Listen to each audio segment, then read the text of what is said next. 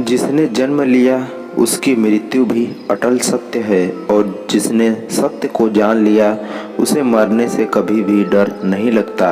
वैसे मृत्यु के विषय में ज्ञान होना तो अत्यंत दुर्लभ है, लेकिन कुछ ऐसी दिव्य आत्माएं होती हैं जिन्हें मृत्यु का आभास मौत से पूर्व ही हो जाता है।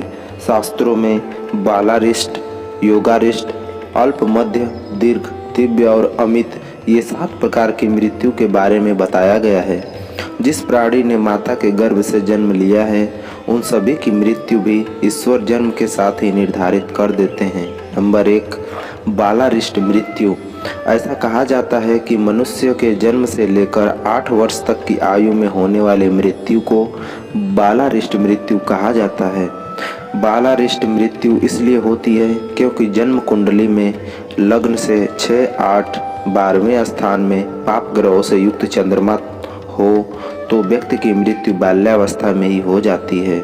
इसके अलावा सूर्य ग्रहण या चंद्र ग्रहण का समय हो, सूर्य, चंद्र, राहु एक ही राशि हो तथा लग्न पर क्रूर ग्रहों शनि, मंगल की छाया हो तो बालक के साथ माता की मृत्यु का दुर्योग भी बनता है। लग्न से 6ठे भाव में चंद्रमा, लग्न में शनि और सप्तम में मंगल हो तो बालक के पिता की मृत्यु होती है या उन्हें मृत्यु तुल्य कष्ट होता है। नंबर 2, योगारिष्ट मृत्यु।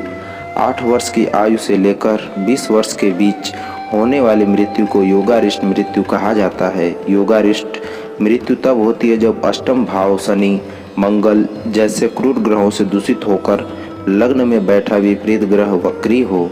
कई विशिष्ट योगों के कारण जातक की मृत्यु होती है, इसलिए इसे योगारिष्ट कहते हैं। अमावस्या से पहले की चतुर्दशी, अमावस्या और अष्टमी को यह योग पूर्ण प्रभाव में रहता है। जिन बालकों के माता पिता कुकर्मों में लिप्त रहते हैं उनके बालकों की मृत्यु भी योगारिष्ट होती है। नंबर 3, अल्पायु मृत्यु। अगर किसी मनुष्य की मौत 20 से लेकर 32 वर्ष तक की आयु में होती है तो उसे अल्पायु मृत्यु कहा जाता है।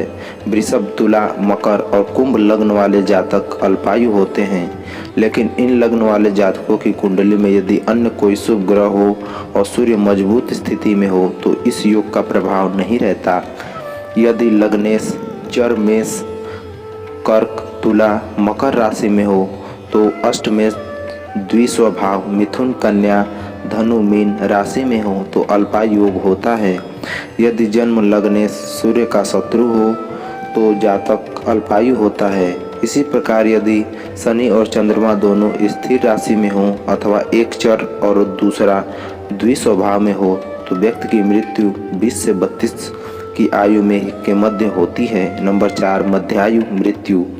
32 वर्ष से लेकर 64 वर्ष तक की आयु में होने वाली मौत को मध्यायु मृत्यु कहा जाता है। यदि लग्न सूर्य का सम ग्रह बुध हो अर्थात मिथुन व कन्या लग्न वालों की प्रायः मध्यम आयु होती है।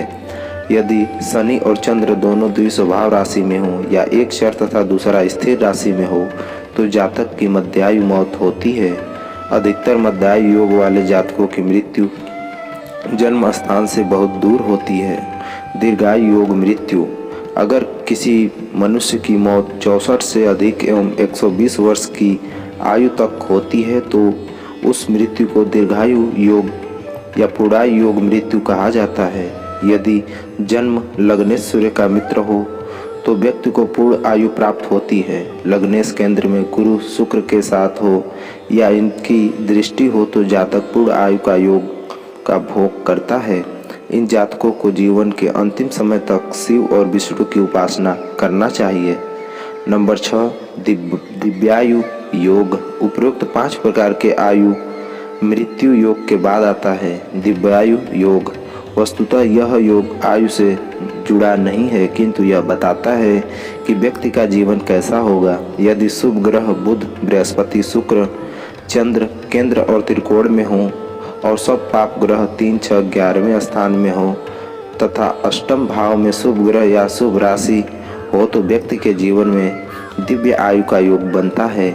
ऐसा जातक यज्ञ, जप, अनुष्ठान या कायाकल्प क्रियाओं द्वारा हजारों वर्षों तक जीवित रह सकता है, लेकिन ऐसी आयु तपोनिष्ठ ऋषि स्तर की आत्माएं हो सकती हैं। अमित आयु। अमित आयु पाने वाले प्राणी तो बहुत ही दुर्लभ होते हैं।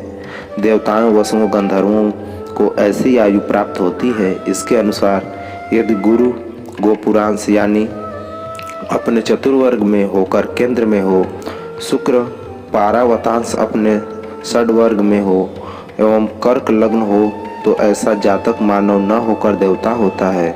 इसकी आयु की कोई सीमा नहीं होती और यह इच्छा मृत्यु का कवच पाने में सक्षम होता है।